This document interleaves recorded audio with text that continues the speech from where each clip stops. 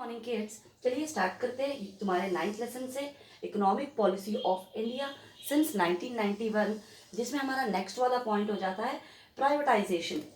इससे पहले के लेक्चर में हमने देखा था लिबरलाइजेशन। लिबरलाइजेशन क्या होता है?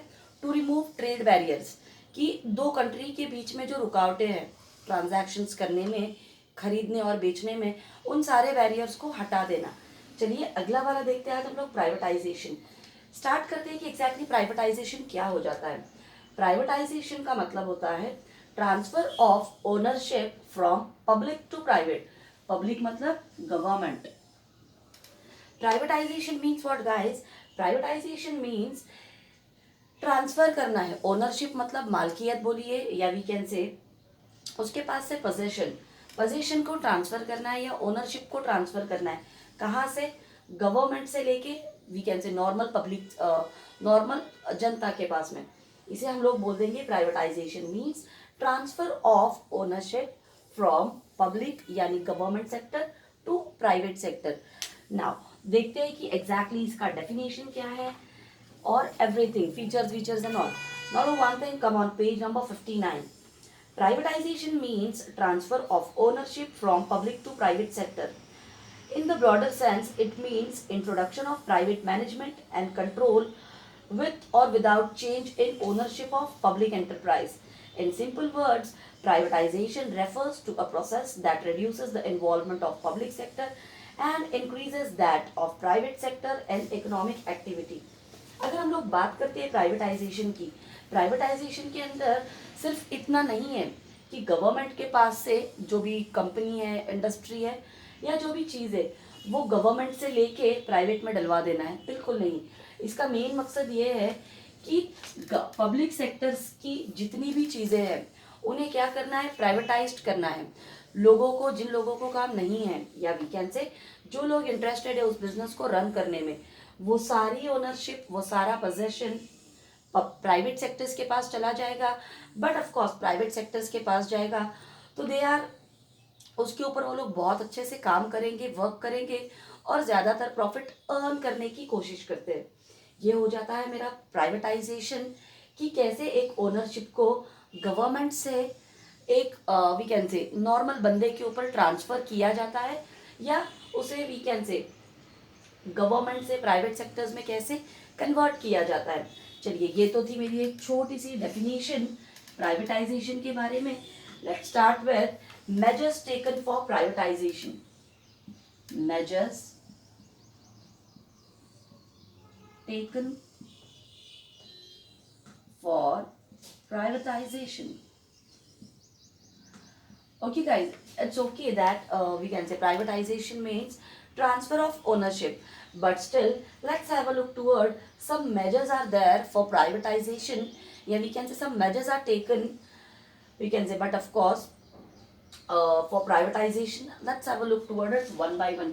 कि प्राइवेट कंपनी को प्राइवेटाइज करने के लिए या गवर्नमेंट से प्राइवेट सेक्टर में उसे टर्न करने के लिए क्या क्या चीज़ें या क्या क्या मेजर्स हमने लेने पड़े हैं, वो सारे हम वन बाय वन देखते हैं। The first one is disinvestment. Disinvestment, चलिए देखते हैं। The first major taken for privatization is disinvestment. Let's start कि एग्जैक्टली डिसइन्वेस्टमेंट क्या है।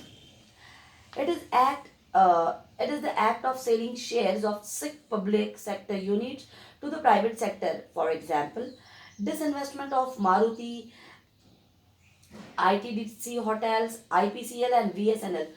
अगर मैं बात करती हूँ डिसइन्वेस्टमेंट की, जितना भी पैसा या वी कैन से जितना भी फंड एक सिंक में पड़ा हुआ था, बेकार में पड़ा हुआ था, या वी कैन से गवर्नमेंट की तरफ जो यूज लेस पड़ा हुआ था, उस पर्टिकुलर सिंक में के फंड को क्या करना है? उस फंड को प्राइवेट सेक्टर्स की तरफ मूव करना है। क्यों मूव करना है इन्हें प्राइवेट सेक्टर्स की तरफ? जिसकी वजह से ये जितना भी फंड रुका हुआ है वो फंड सर्कुलेशन में आ जाएगा, रोटेट हो जाएगा और वो वर्किंग फ्लो में एक तरह से हो जाएगा। इसे हम लोग बोल देंगे disinvestment. Again I am repeating, it is the act of selling shares of sick public. Disinvestment में क्या किया जाता है? जो भी गवर्नमेंट के शेयर होते हैं इन्हें बेचा जाता है, इन्हें सेल किया जाता है या वी कैन से इन्हें बेचा जाता है। चलिए अगला हो जाता है इन्हें बेचा, और वी कैन से इन शेयर्स को क्यों बेचा जाता है प्राइवेट सेक्टर्स को, क्योंकि ये पैसा एक हिसाब से रुका हुआ है, इसे फ्लो में लाना है, सर्क्यूलेट करना है। अगला फीचर देखते हैं, आई एम सॉरी, अगला मेजर देखते हैं। The second major is the reservation policy, the reservation. चलिए स्टार्ट करते हैं। द रिजर्वेशन पॉलिसी क्या हो जाएगी? The industrial policy of 1956 reserved 17 industries for the public sector. New economic policy reduces the number of to 8, gradually to 3 and then 2, and present only railway transport and atomic energy are reserved for public sector.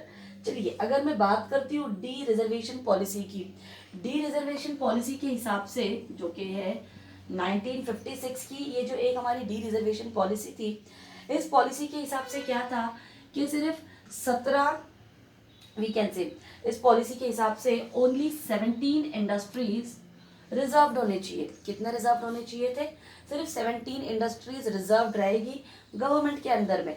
पर धीरे धीरे new economic policy के आ जाने से वो चीज़ कम कम और कम होती चली गई। जैसे 3 हुए, फिर 2 हुए, एंड देन अब ओनली इफ विल टॉक, तो सिर्फ हमारे रेलवे ट्रांसपोर्ट की जो एटॉमिक एनर्जी है सिर्फ वही रिजर्व की जाती है गवर्नमेंट सेक्टर्स की तरफ से, उसे ही ऑपरेट या मैनेज या हैंडल किया जाता है गवर्नमेंट की तरफ से। ये हो जाती है मेरी डी रिजर्वेशन पॉलिसी, कि कैसे इस पॉलिसी को आपने कम कम या वी कैन से काट छाट करके एक ही के ऊपर लेकर आया हुआ है। चलिए अगला वाला देखते हैं। Third major is establishment.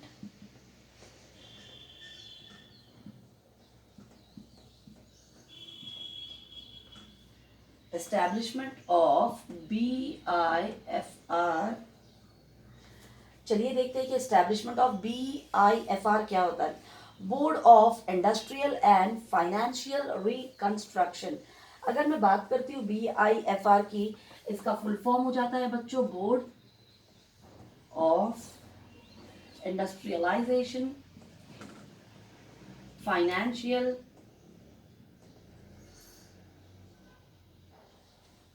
Reconstruction.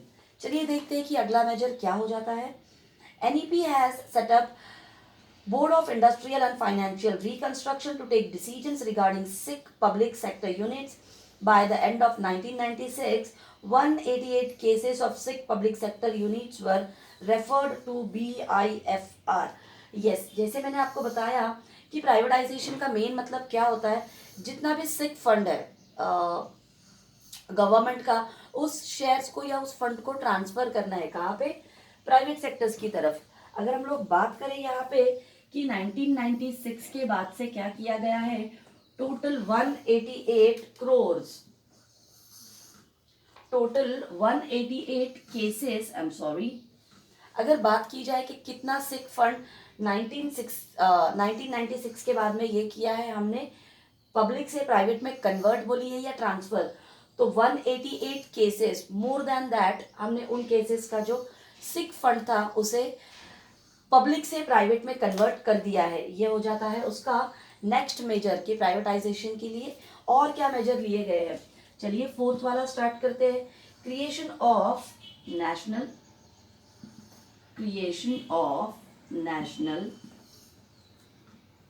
Renewable board.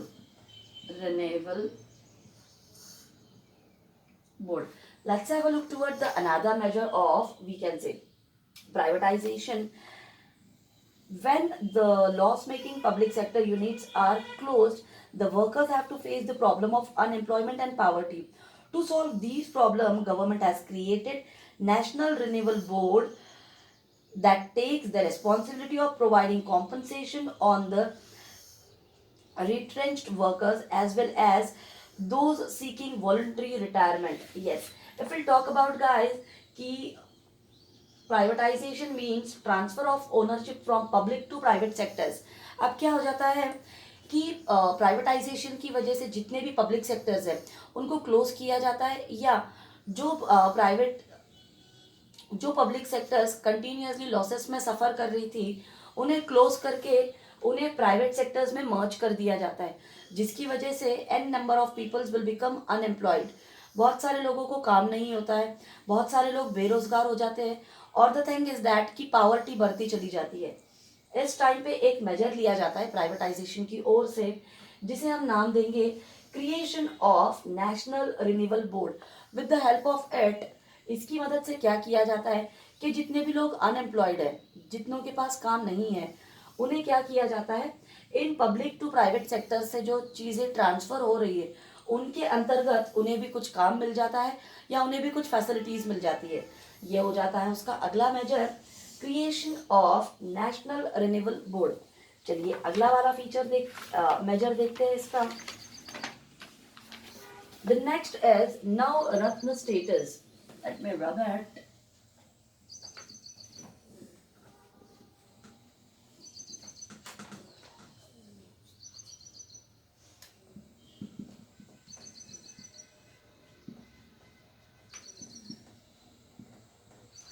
चलिए स्टार्ट करते हैं कि नवरत्न स्टेटस क्या होता है। During 97 and 98, 9 public sector units were selected and given the status of Navratna on the basis of their performance. Yes, अब क्या हुआ था 1996 और 97 में 9 we can say 9 public sector units को चूज किया गया था या सिलेक्ट किया गया था और उन्हें एक वी कैन से पुरस्कार दिया गया था। क्या नाम दिया गया था उन्हें? Navratna status.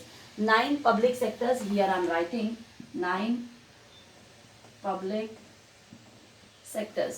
Okay, 9 public sectors को on the basis of their performance means how actually they are working. On the basis of that उन लोगों को एक status दिया गया या एक नाम दिया गया नवरत्न। ये सिर्फ 9 पब्लिक सेक्टर्स थे जिनका काम बहुत ही ज़्यादा अच्छा था, उनको नवरत्न स्टेटस से सम्मानित किया गया। आइए देखते हैं उनके नाम क्या क्या थे। These Navratna were given full financial and managerial autonomy. इन 9 वी कैन से नवरत्न को मैनेजेरियल और फाइनेंशियल ऑटोनॉमी दी गई। चलिए देखते हैं इनके नाम क्या थे। द फर्स्ट वन एज, यहाँ पे मैं शॉर्ट में सभी के नाम लिखना चाहूंगी, 1 2 3 4।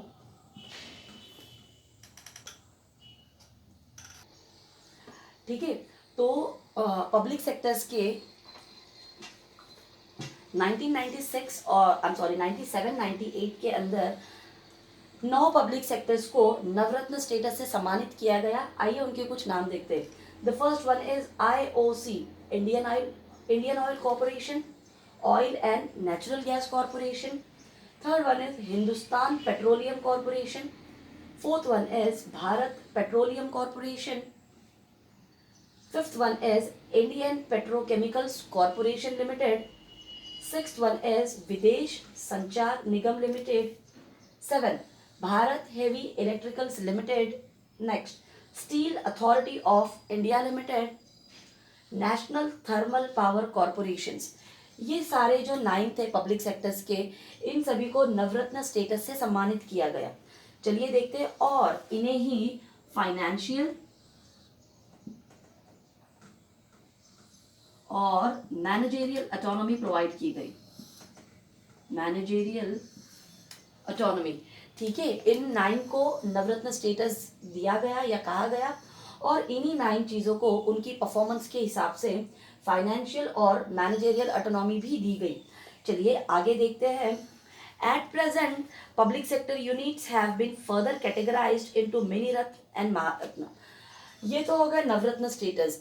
अब बाद में पब्लिक सेक्टर एंटरप्राइजेस को और 2 सेक्शंस में डिवाइड किया गया। कुछ को कहा गया महारत्न, कुछ को कहा गया मिनी रत्न।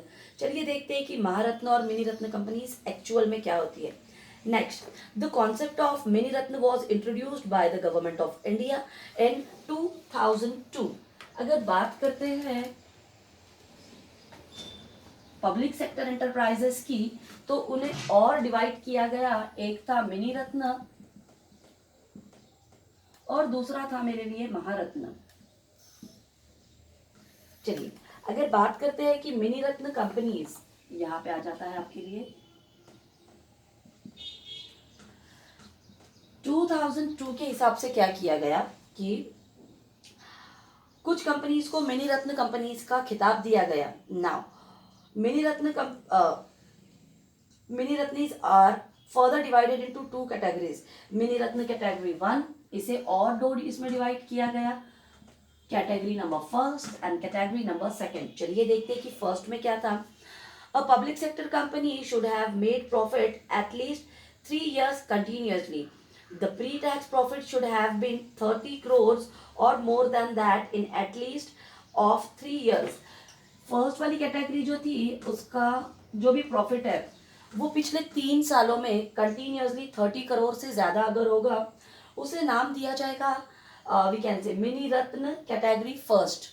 अगर इफ दे आर अर्निंग या we can say they are collecting more than 30 crores of profit in continuous 3 years. 3 साल में लगातार अगर वो इतना प्रॉफिट कमा पाते हैं या जो कंपनीज अर्न करती है उन्हें कहा जाने लगा mini ratna. Next Mini Ratna category second. Let's have a look toward the second category. A public sector company can be called as Mini Ratna category second if it has continuously made profit for the last 3 years as well as it has a positive net worth. Positive net worth. Okay, if we talk about Mini Ratna companies, according to 2002 जितने भी public sector enterprises की companies थे उनको 2 sections में divide किया गया. Mini रत्न companies को और 2 में डिवाइड किया गया. एक था मिनी रत्न कंपनी फर्स्ट और दूसरा था कैटेगरी सेकंड.